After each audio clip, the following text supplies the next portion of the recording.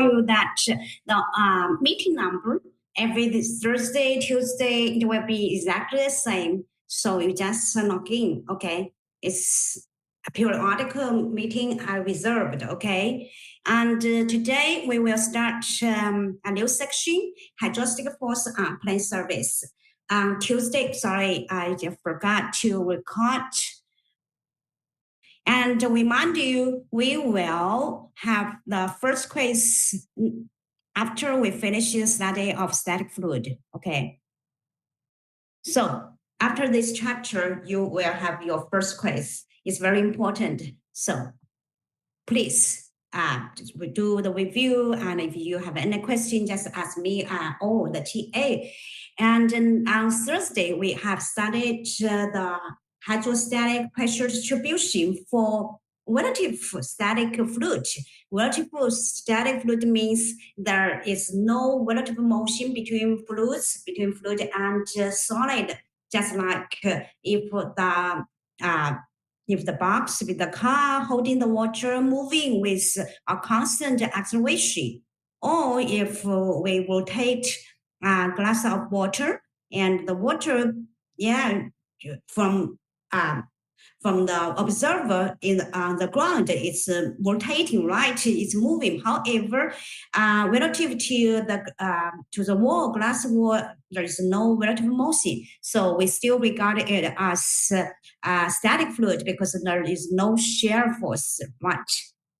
And it's very important, no matter it's absolute static or relative static, the pressure distribution follow the same rules. That is, the pressure at any depth, P is equal to the pressure on the free surface or the pressure at the interface between two fluids plus the force plus the weight due to the fluid column, that's equal to rho gh. H is the depth, the vertical depth is very important. H is a vertical depth to the free surface or to the interface. Why here I say interface? Because sometimes we got two fluids, even three fluids, right? So it's simple, just like that. P equal to P naught plus rho GH, or P equal to P naught plus gamma H. If we represent them in terms of gauge pressure, you should know what's gauge pressure, right? Gauge pressure actually is a relative pressure. Relative to which one? Relative to the local atmospheric pressure. Okay. And today we will study hydrostatic force on plane surface. If it's a horizontal plane, it's simple, right? We know on the horizontal plane, it will be uniform distributed pressure. And so the resultant force is easy to obtain, is equal to the pressure loading times the area. However, sometimes the plane surface is inclined, just like here. We got this water. This is the free surface, and we got this inclined plane, just like a plane surface, and it can be any shape, just like here. It's not circular or rectangular. It just can be any shape. It doesn't matter. And we want to calculate the hydrostatic force. We know force is a vector, not only the magnitude we should consider, also we need to know its acting point, right? We should know the location of the resultant force. And first, we just try to calculate the force magnitude, okay? Just like here, we can calculate the resultant force by different approach. First, we can use the direct integration method. Just like here, we know this is the inclined plane, and then we know that pressure, first, pressure is perpendicular to the surface, right? And also point to the surface, just like here, just like the pressure everywhere should perpendicular to the surface and point to the surface. The second thing is we know pressure. Pressure is linearly proportional to the depth to the free surface. Okay, so first here we can establish the xy coordinates. This will be the along the plane. This will be the y-axis, and then perpendicular y-axis it will be x-axis, right? Oh, okay, and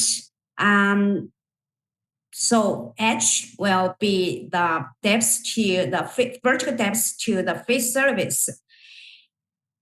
So we know that if we take a differential area, we can calculate the differential force acting on this differential area dA. Okay, dA, the pressure, we assume the pressure on this element area is uniform. So the differential force dF will equal to P times the area, right? Pressure times the area. And P is equal to the pressure at the free surface plus the pressure due to the fluid column, due to the weight of the fluid column, that will be rho g h. H is the vertical depth to the free surface. And then after we find out the differential force, we can do the integration over the plate area to get the resultant force, right? This is a direction method. And just like here, we have resultant force equal to the integration of the differential area. And we here, because the pressure at the free surface is a constant, so we can take out of the integration, and this will be P naught times this one A. A will be the total area of the plane, right? This one, I think you should get here. If we do the integration, it will be like this, right?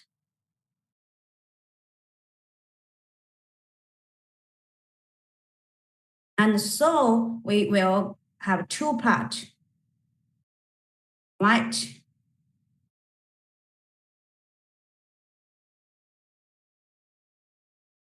This one, P naught is a constant. So we got P naught dA, right? And this part will be the total area. Got it? So that's why here we got P naught A times the total area of the plane plus gamma. Why is gamma? Gamma is equal to rho g, right? Specific weight equal to the density times the gravity and gamma h dA. H is the vertical depth to the free surface. And h will equal to y sine alpha, which is alpha. This one is alpha. Alpha is the angle between the free surface and the plane. Okay, so the y-axis. Okay, y will be the coordinates. Y coordinate this because this is arranging, right? So h equal to y sine alpha, and we place h with y sine alpha. We got this one because alpha is also a constant. So again, gamma sine alpha can be out of the integration. Okay, and what's this? This one in the theoretical mechanics, we have no, this one actually is called the first moment of area, and actually it's a definition of the centroid, right? Of the centroid of this, the centroid xc or yc is equal to take the differential area and its x coordinate, and then do the equation divided by the total area, all the same to the yc. So here we can replace this with the centroid of the area times the total area. So here, this integration is equal to YC times A. A is actually the total area of this inclined plane, straight plane, okay. And so finally we got this P equal to P naught A. This one is due to is the force due to the atmospheric pressure on the free surface, right? And this one is gamma YC sine alpha. YCA is actually is this integration. YC times sine alpha. This is the centroid. Centroid YC times sine alpha is actually HC, is the vertical depth of the centroid. So is equal to P naught,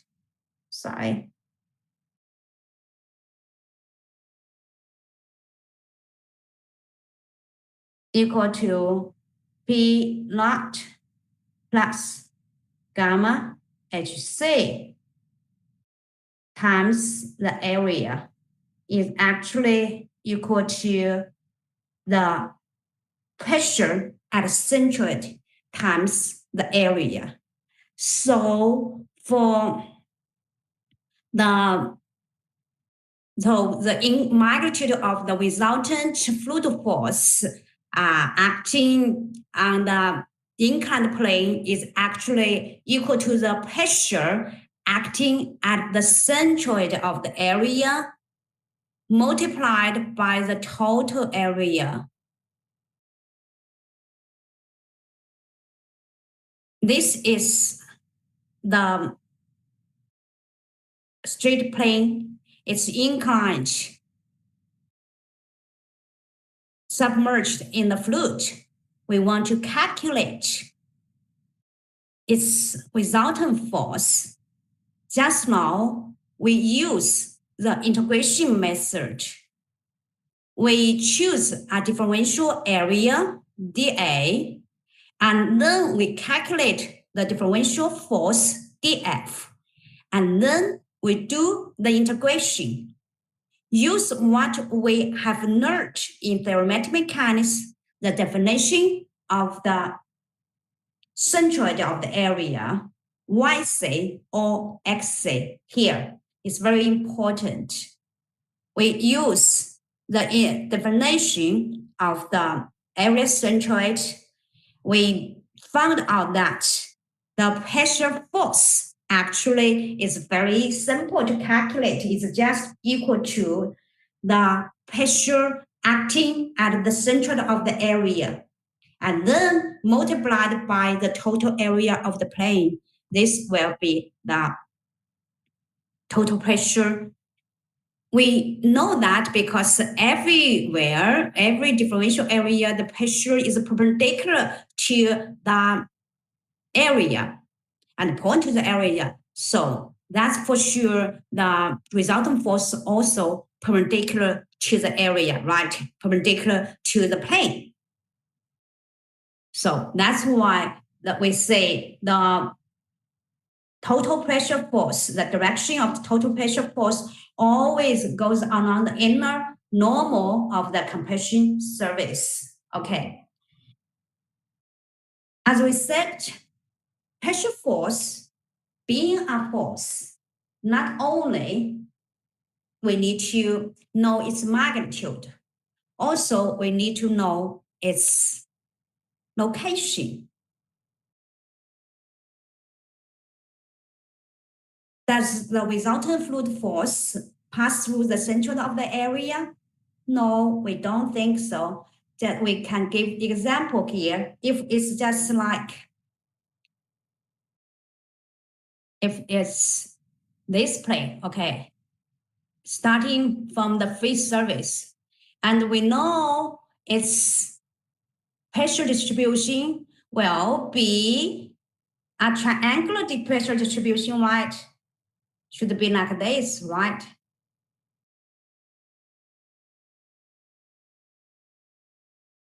right? It should be not uniform. It should be linearly proportional to the vertical depth. So for this triangular pressure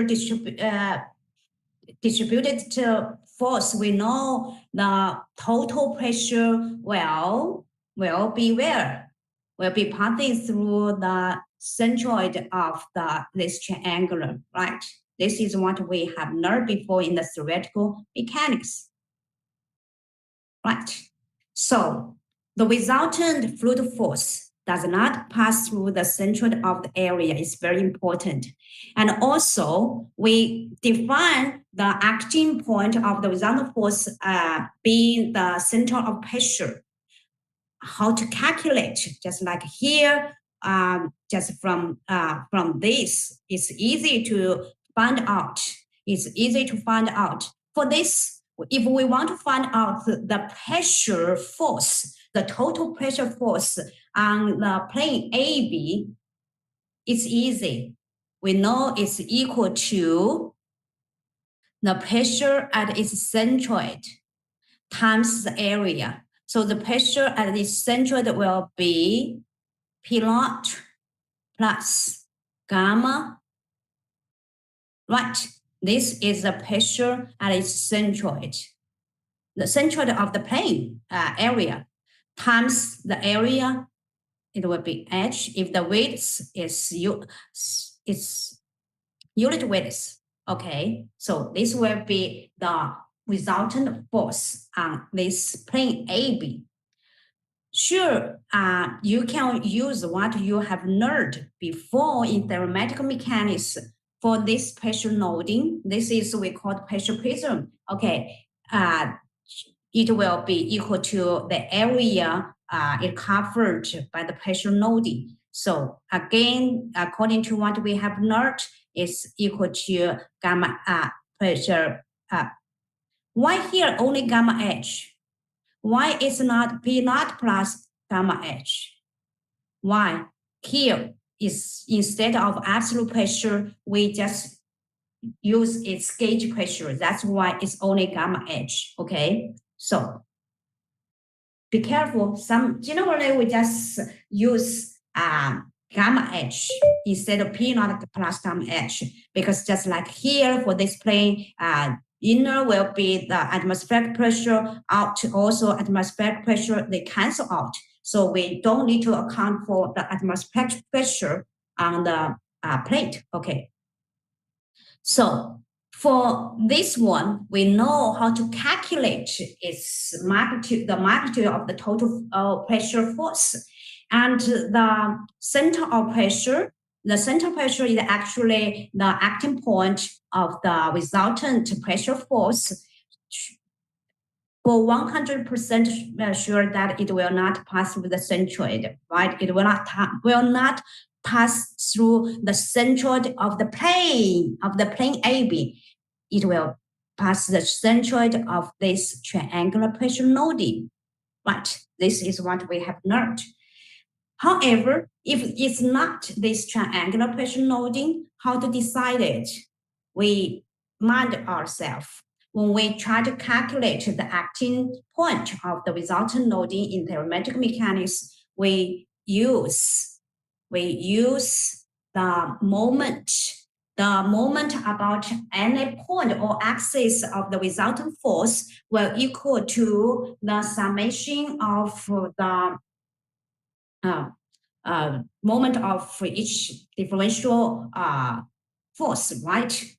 This is what we have learned, the moment. Okay, this will be Fr if the resultant pressure force. This one is the y-axis of the center pressure, or the y-axis of the y-coordinate of the acting point and of the pressure of the resultant force. This is what we need to find out. Okay. C is actually the pressure. C is the centroid of this plane. Okay, alpha is the angle between the plane and the face surface. H is the vertical depth at any point. Okay, so this is a moment of the resultant about x-axis. And this one is the summation of the moment of each differential force on the differential area, right? dp, we just took element differential area, and then its moment about the exercise is y times dp, right? And dp is equal to gamma h dA. Here we only account for the gauge pressure. Sure, if you need to calculate the absolute pressure, you can just sum them. You can add them. You can add the pressure P-naught. P-naught is still a constant. You can take it out of the integration. Okay, it will give you the same answer. Okay. And so gamma h dA is actually dP, the differential force on the differential area, right? And here we just know h is equal to y sine alpha. Just in the previous slide, we have known this. H is equal to s y coordinate times sine alpha. So for Fr is the resultant force. Just now we know Fr, the resultant force on this plane is equal to the pressure at its centroid. The pressure at the centroid is gamma Hc, right? Pressure at the centroid times the area. Hc is the vertical depth of its centroid, of the plane centroid, and Hc equal to sine alpha times Yc, right? So gamma sine alpha Yc times A is actually the resultant force on the plane due to the pressure loading. Okay, YCP is the y coordinates we need to find out of the center of pressure. Okay, and here we got h again. H is equal to y sine alpha, so we take gamma sine alpha. This one actually also constant. We just move it out of the integration. We got this one again. This one, just recall what you have learned in theoretic mechanics or material mechanics. This one is actually the moment of inertia, right? This is why it's actually the moment of inertia. dA, don't use dA, we use dm. dm, this is the mass of the differential element, okay, differential area. dA times rho will equal to dm. Rho is a constant. So actually, this one is actually the moment inertia, right? The moment inertia and Ix. And this one is the moment inertia of the x-axis. So this will be Ix. So finally, we got this one, Yc, a gamma sine alpha cancel out. We got Yc times A times Ycp. Here, should be careful. Yc is the y coordinate of the centroid of the plane. Ycp is a y coordinate of the center of pressure. That's the location of the resultant force. And what's this one? How can you get this one? This one? What's this one? Why here it will equal to this? It's the parallel axis theorem, right? It's actually the parallel axis theorem.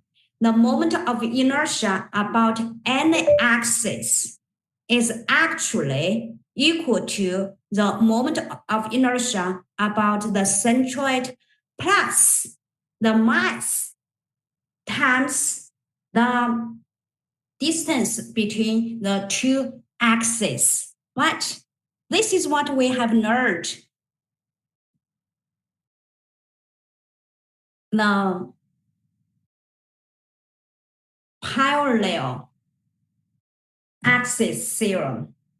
The moment of inertia about any axis is equal to the moment inertia about the centroid plus the mass. Mass here we just use the area because the area times rho will be the mass plus the mass times the distance between the two axes squared. What? This one is the parallel axis theorem we have learned before. So this integration will be replaced by IC plus YC squared times A. IC is the moment inertia about the centroid. We know moment inertia about centroid, you can refer to any textbook or handbook to find out the moment inertia about most shapes, okay? And YC is the, you say that this is a distance between two axes, between x-axis and c-axis. So is actually is the y-coordinate of the centroid, right? So that's YC square times the area. This one is the parallel axis theorem. So everything except YCP is a given, right? So YCP will equal to YC plus IC divided by YCA, because YC is actually the y-coordinate of the centroid of the plane, and IC is the moment inertia about centroid. A is a plane, so you can find it. You can use this one. You can use this one directly. Okay, you can use this one directly. Similarly, we can find out the XC. Okay, you can find out XC. Okay, here we have the product of inertia. Okay, this one also, I think you have already learned in material mechanics. You can refer to your textbook, handbook to find out this one. Okay, you can just use these two equations directly. Sure, you can do step by step. It's saying the moment, the resultant moment of the resultant force about any axis will be equal to the summation of the moment about each differential force. Okay, so it's same. We do the same thing. We follow the same. We use also the parallel axis theorem, and then we replace the product of inertia by the y-axis use with the product of inertia about the centroid. So same, okay. So any question about this one?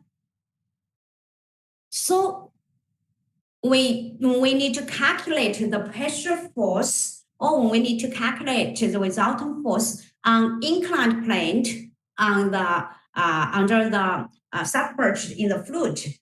It's easy to calculate its magnitude.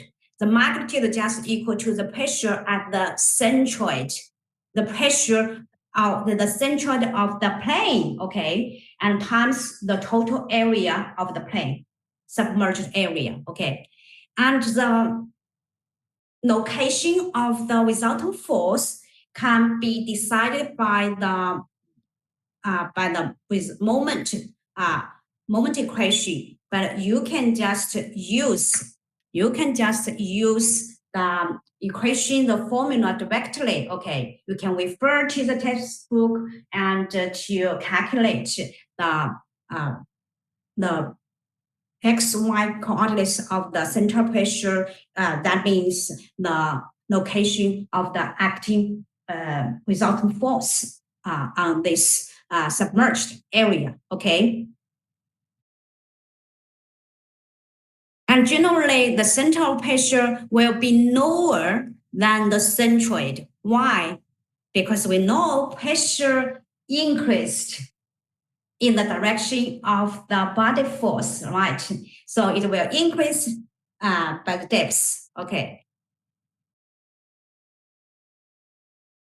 Here is the example. The gate is 5 meters wide, is hinged at point B and rest against a smooth wall at point A. We need to find the force on the gate exerted by seawater pressure.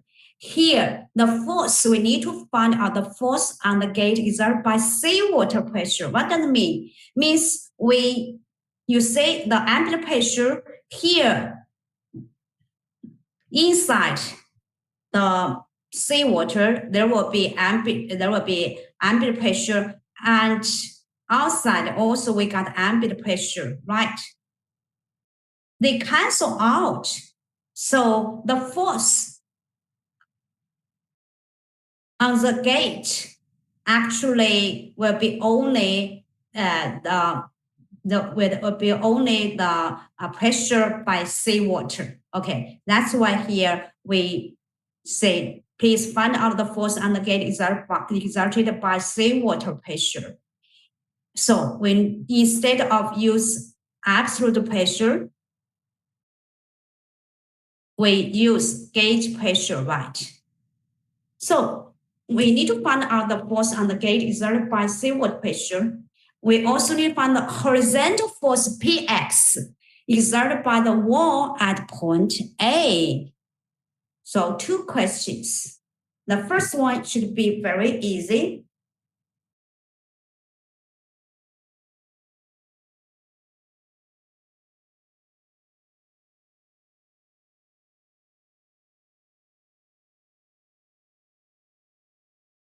You can try to do it by yourself.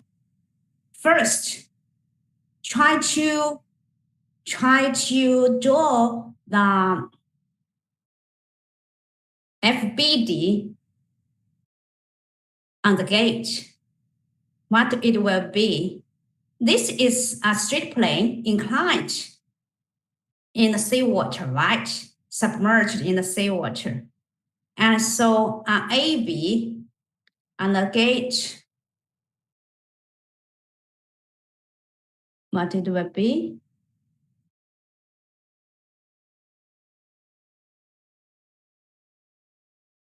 Should be like this, right? Always remind yourself the pressure perpendicular to AB. The pressure perpendicular to AB.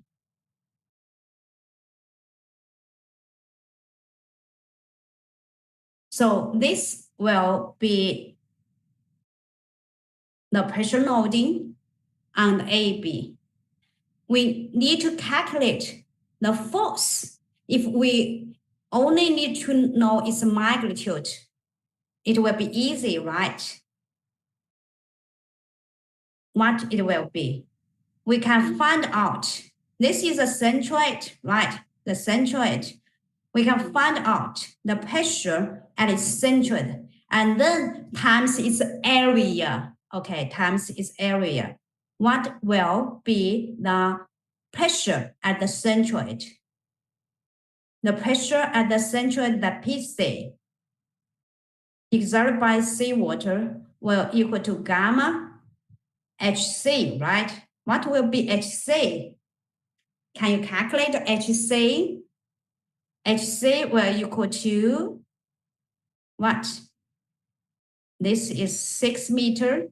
So this will be 3 meters, right? So this is 9. So in total will be HC. HC is equal to 9 meter to the vertical depth to the free surface will be 9 meter, right? So it's easy to find out the magnitude. However, we also need to find out its location. How to find its location? How to find out the location of the force on the gate is exerted by the seawater. Sure, you can use the formula we just have introduced, right?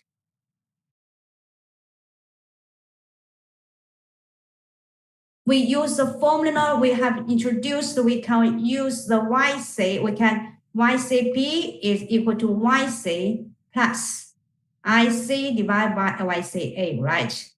We can use this one, right? Sure. If you can memorize this, or later on, if you are in practice, when you go to work, you can use this. But sometimes if you forgot it, how to find out the location of the resulting force, how to find out the central pressure. The pressure loading here is actually the trapezoidal, right? We have done it before in the theoretical mechanics. We can split this pressure loading into two parts. One is uniform pressure loading, one is triangular pressure loading, right? And then you can do it. You can do it separately. For this uniform pressure loading, we know its resultant force, we know its acting point. And for this triangular pressure loading, we also know its resultant magnitude, and we know its location, right? Should be 1/3, right? Can you just try to do it by yourself, and then we just can do it together later on. So first, try to do it by yourself. Try to figure out A, and this one, sorry, this should be B. Okay. Try to figure out the two questions, and then we will do it together. Okay. 5 minutes. Try to do it by yourself.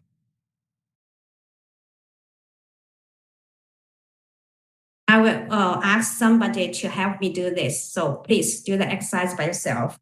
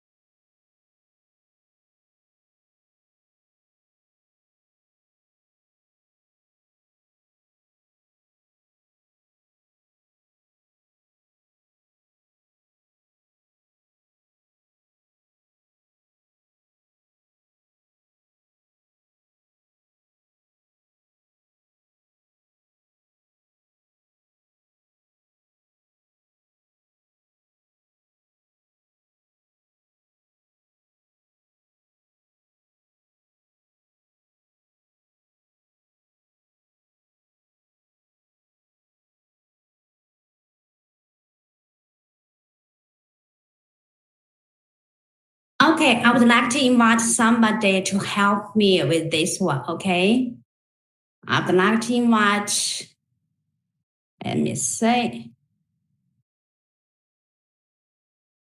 let me say, Lubingu Chonga. Lubingu. Are you there? Yes, Lubin. ma'am. Thank you. Very good. So please help me. The first question: how to find the force on the gate exerted by seawater pressure? Okay.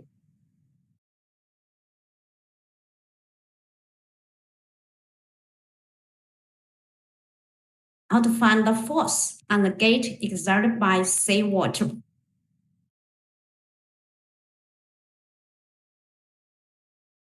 Just now, we set the force on the inclined plane is easy to find out because it's equal to the pressure at the centroid, right? Times the area. Got it? Or maybe you can draw the FBD. Do you have any problem to draw the FBD, this pressure loading by the seawater?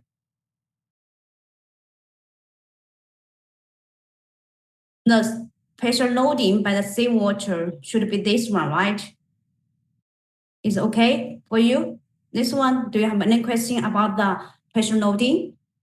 Because everywhere, everywhere pressure should be perpendicular, right? Should be perpendicular to the plane, right? To the plane surface. And so this is trapezoidal. This is what you have learned before. And so this, you can do this one. You can just use the formula directly. P, the pressure force equal to the PC times A. You can use this one directly. And we know the pressure at the centroid is easy to find out, right? And A is the area. A is the area of the plane. The plane, can you find out the area of the plane? And it's 5 meter weight. And the length is, can you find out the length? AB, the length of AB should equal to what? Right? This one you should have learned before, right? In middle school. So here, AB. yeah, you see, here gamma is space weight. HC is the vertical depth of the centroid of AB, right? 5 is its weight. 10 is actually its vertical depth of the centroid, right? So this one is easy to use. It's easy to use PCA, right?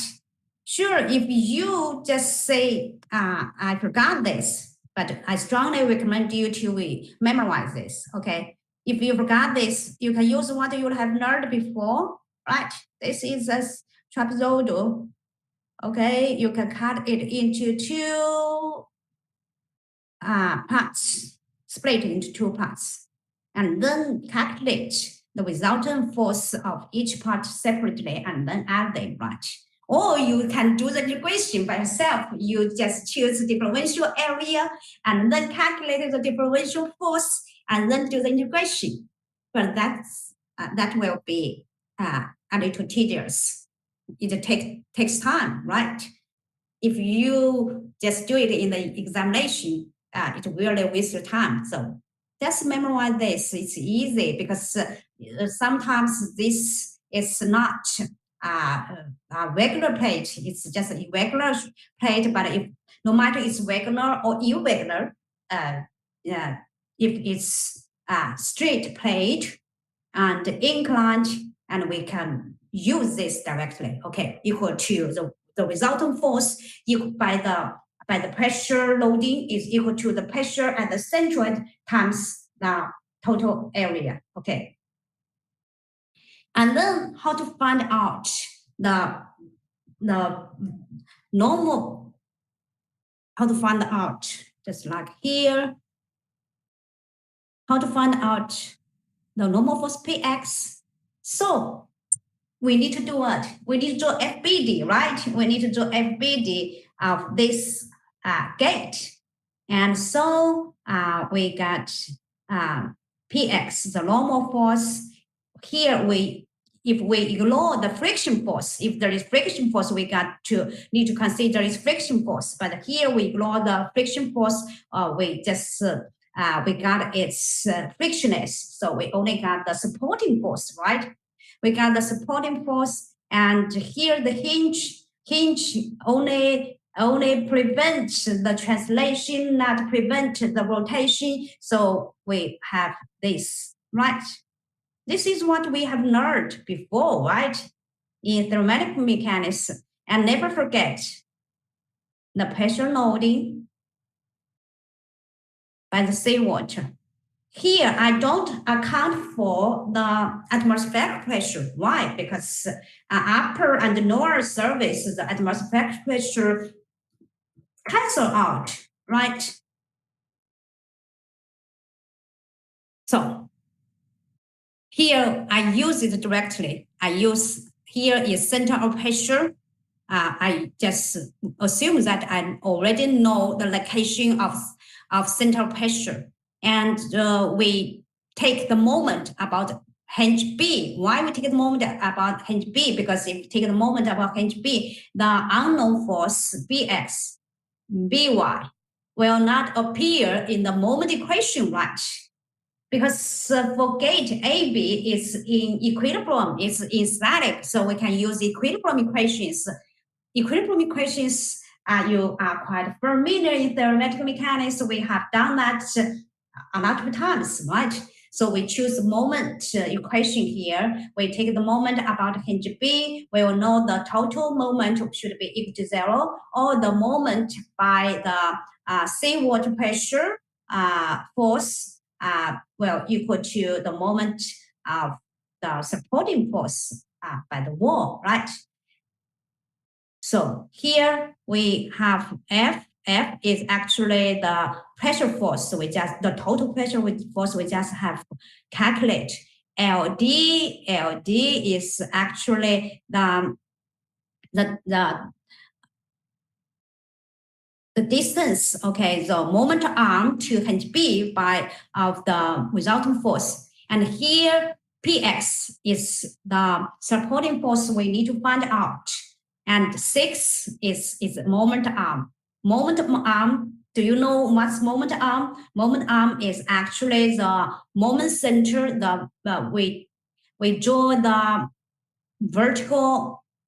Sorry, here, let's do it. Let's show it near. How to find out the moment arm of Px? We call what we have learned in theoretic mechanics. The moment arm is actually the vertical line. We draw the perpendicular line from the moment center to the line of action of the force, right? So for Px, the moment arm is equal to 6 meters. That's why here is 6 meters. But we don't know LD. So LD, you can use what I said, use what we have done in the previous slides. You just use the formula directly, okay? Or we can, yeah, I see you can just find it directly so you can find Px. If you can't do this, you can't find out LD directly. Just we said you just use what I've learned this trapezoidal, right? And then uniform and triangle. For this uniform, I use another corner. Oh, sorry.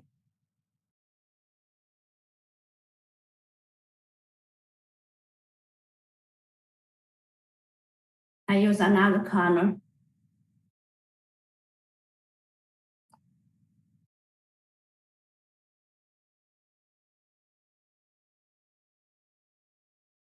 I cut it into two parts.